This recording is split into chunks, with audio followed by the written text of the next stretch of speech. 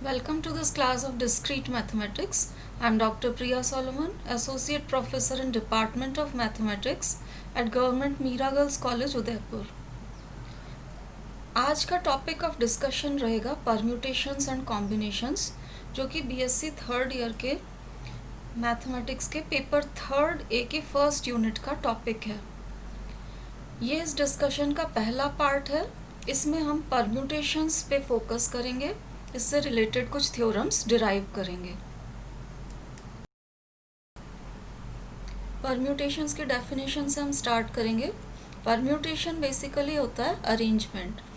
तो an arrangement of a finite set of n objects in a particular order will be called a permutation of these objects taken all at a time. और अगर आप सारे objects नहीं लेके objects ले रहे हैं r less than or equal to n, तो arrangement of r objects where r is less than or equal to n in a given order will be called an R permutation or the permutation of n objects taken R at a time। इसको denote करने के लिए जो symbol use किया जाता है that is PNR और NPR। अब NPR के लिए फॉर्मूला हम डिराइव करेंगे अगली थ्योरम में। तो थ्योरम है the number of R permutations of a set with n distinct objects। That means this PNR or NPR is equal to n minus 1, n minus 2 up to n minus r plus 1। अब इसका proof देखिए। Total अपने पास n objects थे। n objects में से आपको किसी भी एक को सेलेक्ट करना है, तो पहले ऑब्जेक्ट को आप n में से किसी को भी सेलेक्ट कर सकते हैं। पहले ऑब्जेक्ट को चूज करने के तरीके हो जाएंगे आपके पास n, क्योंकि टोटल ऑब्जेक्ट्स आर n, आप किसी भी एक को ले सकते हैं। तो first one can be chosen in n ways. अब एक बार आपने फर्स्ट ऑब्जेक्ट को सेलेक्ट कर लिया, तो अब आपके पास ऑब्जेक्ट्स रह गए n माइनस 1। तो सेकेंड ऑब्जेक्ट को चूज करने के तरीके हो जाएंगे आपके पास n माइनस 1, क्योंकि अब बचे हुए n माइनस 1 में से आप किसी को भी सेलेक्ट कर सकते हैं। तो second one can be selected in n minus 1 ways. अब आप दो ऑब्जेक्ट्स अगर सेलेक्ट कर चुके हैं, तो तीसरे को सेलेक्ट करने के तरीके रह जाएंगे n माइनस 2, इसलिए third one can be selected in n minus 2 ways and so on. इस तरह से आप प्रोसीड करते रहिए। टोटल अपने को r ऑब्जेक्ट सेलेक्ट करना है, तो rवें object rth object can be selected in n minus r minus 1 which is equal to n minus r plus 1 ways. इसलिए ये R permutations will be given by PNR या NPR, जिससे हम denote कर रहे थे। फर्स्ट को सेलेक्ट करने के तरीके n, सेकंड के n माइनस 1, थर्ड के n माइनस 2 और rth का सेलेक्ट करने के तरीके n माइनस r प्लस 1। इन सबको आप मल्टीप्लाई कर दीजिए, you get the value of NPR। तो ये फॉर्मूला हो गया NPR के लिए। इसको इस तरह से भी लिखा जा सकता है कि NPR is equal to factorial n upon factorial n minus r। और इन पर्टिकुलर जब r is equal to n होगा, तो आप यहाँ फॉर्मूले में सब्सटीट्यूट करिए r is equal to n। ये डिनोमिनेटर फैक्टोरियल 0 के बराबर हो जाएगा। फैक्टोरियल 0 इज 1, इसलिए we get NPN will be equal to factorial n। अब एग्जाम्पल देखिए। यहाँ हमको नंबर ऑफ परम्यूटेशंस निकालने हैं of A B C D E F G दो तरह से। फर्स्ट टाइम हमें परम्यूटेशंस निकालने हैं when C D E are kept together in order. C D E को इसी ऑर्डर में रखते हुए परम्यूटेशंस निकालने हैं। और सेकेंड टाइम हमें परम्यूटेशंस निकालने हैं when C D E are kept together in any order. मतलब हम सेकेंड टाइम जब परम्यूटेशंस निकालेंगे C D E साथ तो रहेंगे, पर इनका इंटरनल ऑर्डर चेंज हो सकता है। तो सॉल्यूशन के लिए देखिए, फर्स्ट पार्ट में हमको C D E को साथ रखना है और ऑर्डर में रखना है। अब साथ रखना है और ऑर्डर में रखना है, तो हम इसको ट्रीट कर सकते हैं एज अ यूनिट। अब ये अगर पूरा का पूरा एक यूनिट हो गया, तो हमारे पास बच रहा है ए बी, एक यूनिट हो गया सी डी ई, उसके बाद बचा एफ एंड जी। तो 4 तो ये लेटर्स हो गए ए बी एफ एंड जी, और साथ में ये एक यूनिट हो गया सी डी ई जिसको हमें एक साथ रखना है। तो टोटल 5 चीज़ें हो गई जिन्हें हमें 5 प्लेसेस पे अरेंज करना है। तो टोटल नंबर ऑफ परम्यूटेशंस इस केस में हो जाएंगे 5p5, जिसको हम कह सकते हैं factorial 5, and on calculation this will give you 120। Second part में सी डी ई को 7 तो रखना है, but this can be kept in any order. अब सी डी ई आपके 3 लेटर्स हैं, इनको आप आपस में ऑर्डर चेंज करके अरेंज करें तो 3 लेटर्स को 3 पोजीशंस पे आपको अरेंज करना है। तो number of ways of arranging them हो जाएगा 3p3, that is equal to factorial 3, जिसकी वैल्यू आ जाएगी 6। इसलिए total number of permutations when C D E can be taken in any order. अब देखिए इनको एक ही ऑर्डर में रख रहे थे तो नंबर ऑफ वेज आपके पास आ रही थी 120।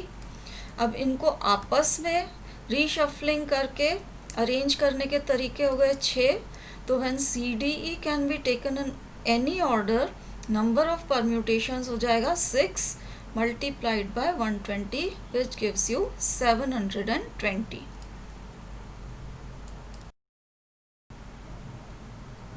अगली थ्योरम में हम फॉर्मूला डिराइव करेंगे for finding the number of permutations of n elements out of which n1 are alike, n2 are alike and nr are alike.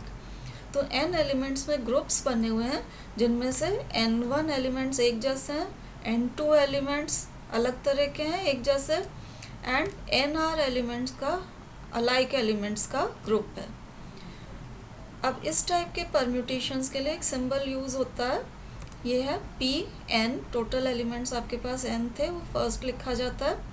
उसके बाद जो अलाइक एलिमेंट्स हैं उन्हें लिखा जाता है n1 आर अलाइक, n2 एक जैसे हैं एंड nr आर अलाइक। हमें प्रूव करना है कि this is equal to factorial n upon factorial n1 factorial n2 up to factorial nr, जहाँ sum of these elements n1 plus n2 plus nr this is equal to n। अब हमको निकालना है number of permutations of n elements जिसमें से n1 n2 etcetera alike हैं। इस पर नंबर ऑफ परम्यूटेशंस को हम मान लेते हैं a। तो suppose the number of permutations of n elements out of which n1 are alike, n2 are alike and so on, this is equal to a। अब देखिए n1 एलिमेंट्स हमें एक जैसे दे रखे हैं। अगर ये n1 एलिमेंट्स एक जैसे नहीं होके डिस्टिंक्ट होते, अलग अलग तरह के होते, तो if n1 elements were distinct, इनको आपस में अरेंज करने के तरीके हो जाते फैक्टोरियल n1। इसलिए अगर ये एलिमेंट्स अलग अलग तरह के होते तो टोटल नंबर ऑफ परम्यूटेशंस अपने पास इस केस में आ जाते factorial n1 multiplied by a, क्योंकि ओरिजिनली हमने सपोज कर रखा है कि अगर n1 अलाइक है, n2 अलाइक है एक्सेट्रा, तो number of permutations is a। अब अगर n1 एलिमेंट्स अलग अलग तरह के हो गए तो इनको आपस में अरेंज करने के तरीके हो गए factorial n1, and this will get multiplied by a to give you total number of permutations. तो अब अगर जो दूसरा सेट ऑफ एलिमेंट्स था अलाइक एलिमेंट्स का, जिसमें n2 एलिमेंट्स वर अलाइक, अब ये n2 एलिमेंट्स भी अगर डिस्टिंक्ट हो जाएं तो जैसा हमने पहले केस में देखा था, इनको आपस में अरेंज करने के तरीके हो जाएंगे फैक्टोरियल n2। और अब टोटल नंबर ऑफ परम्यूटेशंस की संख्या आपके पास आ जाएगी फैक्टोरियल n1 इंटू a तो ऑलरेडी था, अब n2 भी डिफरेंट हो गए, तो अब टोटल नंबर ऑफ परम्यूटेशंस अपने पास आ जाएगा factorial n1 factorial n2 multiplied by a। इस तरह से आप प्रोसीड करते रहिए। लास्ट ग्रुप था nr एलिमेंट्स का, अगर ये भी डिस्टिंक्ट हो जाते हैं तो इनको अरेंज किया जा सकता है आपस में फैक्टोरियल nr वेज में, और इस केस में total number of permutations will be given by this factorial n1 factorial n2 factorial nr multiplied by a। अब यहाँ हम सारे एलिमेंट्स को डिस्टिंक्ट लेके नंबर ऑफ परम्यूटेशंस निकाल चुके हैं, वो आ गया है आपके पास इसके बराबर। पर अगर सारे ही n एलिमेंट्स डिस्टिंक्ट हों तो नंबर ऑफ परम्यूटेशंस हम जानते हैं कि this is equal to factorial n होता है गिवन बाय npn, जिसकी वैल्यू होती है फैक्टोरियल n। इसलिए ये जो क्वांटिटी आपके पास आई है factorial n1 factorial n2 factorial nr multiplied by a by treating all elements as distinct, this should be equal to factorial n। अब इस इक्वेशन में से आप a की वैल्यू कैलकुलेट कर लीजिए, तो a आ जाएगा आपके पास factorial n upon factorial n1 factorial n2 up to factorial nr, and this gives you the formula for number of permutations of n elements out of which n1 are alike, n2 are alike, nr are alike, and this is given by factorial n upon factorial n1 factorial n2 up to factorial nr। इस फॉर्मूले को हम कई questions को solve करने में use करेंगे। अब हम डिफाइन करेंगे सर्कुलर परम्यूटेशंस। तो arrangement of n elements around a circle is called a circular permutation. अब सर्कल में और स्ट्रेट लाइन में अरेंजमेंट्स में क्या डिफरेंस हो जाएगा, स्ट्रेट लाइन में तो दो एंड्स होते हैं, सर्कल का कोई एंड नहीं होता है। तो इसमें अगर आपको एलिमेंट्स को अरेंज करना है एंड डिफरेंट एलिमेंट्स को सर्कल में अरेंज करना है, तो आपको किसी भी एक को लेना पड़ेगा और सर्कल की एक पोजीशन पे फिक्स करना पड़ेगा। तो suppose n elements are to be arranged in a circle, हम किसी भी एक को सेलेक्ट करेंगे और उसको फिक्स करेंगे at any position on a circle. ये आपकी स्टार्टिंग पोजीशन हो जाएगी। अब एक एलिमेंट को जब आपने फिक्स कर दिया तो बचे हुए एलिमेंट्स हो रहे आपके पास n-1, और पोजीशंस जो फिल करनी है वो भी आपकी रही n-1। अब इनको फिल करने के तरीके हो जाएंगे फैक्टोरियल n-1। इसलिए number of circular permutations of n distinct elements will be equal to factorial n-1। अब आप देखिए सर्कुलर परम्यूटेशंस में भी दो तरह की पॉसिबिलिटीज़ हैं। अगर आपको परम्यूटेशंस या अरेंजमेंट करना है पर्सन्स का, तो पर्सन्स का अरेंजमेंट करने में क्लॉकवाइज या एंटी क्लॉकवाइज उनका अरेंजमेंट करने में अंतर होगा। लेकिन अगर आपको अरेंजमेंट करना है किसी माला के मोतियों का, तो माला को आप एक तरफ से पकड़ोगे तो वही मोती आपको क्लॉकवाइज अरेंज्ड दिखेंगे, और माला को पलट के पकड़ लोगे तो वही अरेंजमेंट आपका एंटी क्लॉकवाइज हो जाएगा। तो if no distinction is made between clockwise and anti clockwise arrangements, जैसा कि अभी आपको बताया था, होता है in case of beads in a necklace, माला के मोतियों में, या फिर फ्लावर्स इन अ गार्लैंड, तो नंबर ऑफ सर्कुलर परम्यूटेशंस आधा रह जाएगा, क्योंकि क्लॉकवाइज और एंटी क्लॉकवाइज में हम डिस्टिंग्विश नहीं कर रहे हैं। तो नंबर ऑफ सर्कुलर परम्यूटेशंस इस केस में हो जाएगा फैक्टोरियल n-1 अपॉन 2। लेकिन अगर आप पर्सन्स का सीटिंग कर रहे हैं जैसे अराउंड अ राउंड टेबल, तो नंबर ऑफ सर्कुलर परम्यूटेशंस रहेगा आपका फैक्टोरियल n-1। तो सर्कुलर परम्यूटेशंस में आपको ध्यान देना चाहिए कि clockwise and anti clockwise permutations different हैं या नहीं हैं। अभी जो हमने थ्योरम्स करी हैं दो, उन पे बेस्ड एग्जांपल देखते हैं। तो ये जैसे एग्जांपल नंबर 2 है, हमको निकालना है find the number of ways of arranging 3 black 5 green and 6 blue balls in a row. तो ये टोटल नंबर ऑफ बॉल्स हो गई आपके पास 3 + 5 + 6 दैट इज इक्वल टू 14। अब इसमें क्योंकि ये 3 ब्लैक बॉल्स हैं, 3 objects are alike, again 5 green balls हैं तो 5 objects are alike of second kind, and 6 blue balls means 6 objects are alike of third kind. तो अपने को परम्यूटेशन निकालना है 14 ऑब्जेक्ट्स का, जिसमें से 3 are alike, 5 are alike of second kind and 6 are alike of third kind. तो जो फॉर्मूला हमने डिराइव किया था उसको यूज़ करते हैं। Number of permutations is given by this formula. Factorial n substitute किया और ये 3, 5 एंड 6 रेस्पेक्टिव ऑब्जेक्ट्स थे, तो ये आप सब्सटीट्यूट करेंगे। This will give you the total number of permutations. तो नेक्स्ट एग्जांपल देखिए, अगली थ्योरम पे बेस्ड है, सर्कुलर परम्यूटेशंस वाली। इसमें आपसे पूछा है कि in how many ways can 7 girls and 4 boys sit at a round table if no 2 boys sit together. तो 7 लड़कियां और 4 लड़कों को राउंड टेबल पे बिठाना है। कंडीशन ये है कि कोई भी 2 लड़के साथ में नहीं बैठने चाहिए। तो अब 2 लड़कों को साथ में नहीं बिठाना है, दैट मीन्स पहले गर्ल्स की सीटिंग करेंगे और गर्ल्स के बीच में जो स्पेस बचेगी उसमें बॉयज़ की सीटिंग की जाएगी, ताकि कोई भी बॉयज़ एक साथ नहीं बैठें। अब देखिए 7 गर्ल्स हैं, उनको राउंड टेबल पे बिठाने के तरीके हो जाएंगे फैक्टोरियल 7 - 1।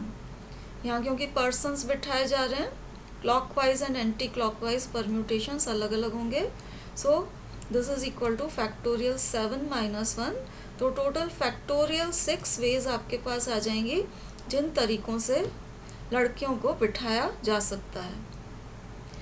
अब लड़कों को क्योंकि लड़कियों के बीच वाली पोजीशंस में बिठाना है ताकि कोई भी 2 लड़के साथ में नहीं बैठ पाए, तो 7 लड़कियों के बीच वाली जो पोजीशंस होंगी राउंड टेबल पे वो भी 7 पोजीशंस होंगी। तो boys will have to be seated in the 7 position between the girls. अब आप देखिए यहाँ सर्कुलर परम्यूटेशंस की बात नहीं रह जाती है बॉयज़ की सीटिंग में, क्योंकि लड़कियों के बीच की पोजीशंस अब फिक्स हो चुकी हैं जहाँ आपको बॉयज़ को बिठाना है।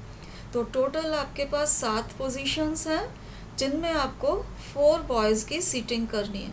तो number of ways of arranging 4 boys in 7 positions, this will be given bye 7p4। 7 places पे 4 बॉयज़ को अरेंज करना है, तो number of veg is 7p4। Factorial n upon factorial n minus r वाला फॉर्मूला लगा के ये कैलकुलेट किया, तो ये आपके पास आ गया number of ways of seating boys. अब total number of ways of seating both boys and girls चाहिए, तो number of ways of seating girls ये था, इसको मल्टीप्लाई कर दीजिए number of ways of seating boys से, तो आपके पास आ जाएगा total number of ways of seating both boys and girls. अगली थ्योरम में हम निकालेंगे number of permutations of n distinct objects taken r at a time with unlimited repetitions of each object, और प्रूव करेंगे कि this is equal to n to the power r।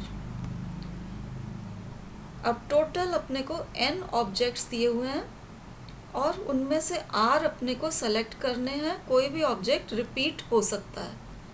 तो अब देखिए फर्स्ट प्लेस को फिल करने के लिए हम n में से कोई सा भी ऑब्जेक्ट ले सकते हैं, तो number of ways of filling the first position हो जाएगी आपके पास n। अब ऑब्जेक्ट्स का रिपीटिशन अलाउड है, repetition being allowed, second position आपको फिल करनी है तो अगेन आप n में से कोई सा भी ऑब्जेक्ट ले सकते हैं, तो सेकंड पोजीशन को फिल करने के भी n तरीके हो गए। इसी तरीके से थर्ड पोजीशन को फिल करने के भी n तरीके होंगे बिकॉज रिपीटिशन इज अलाउड।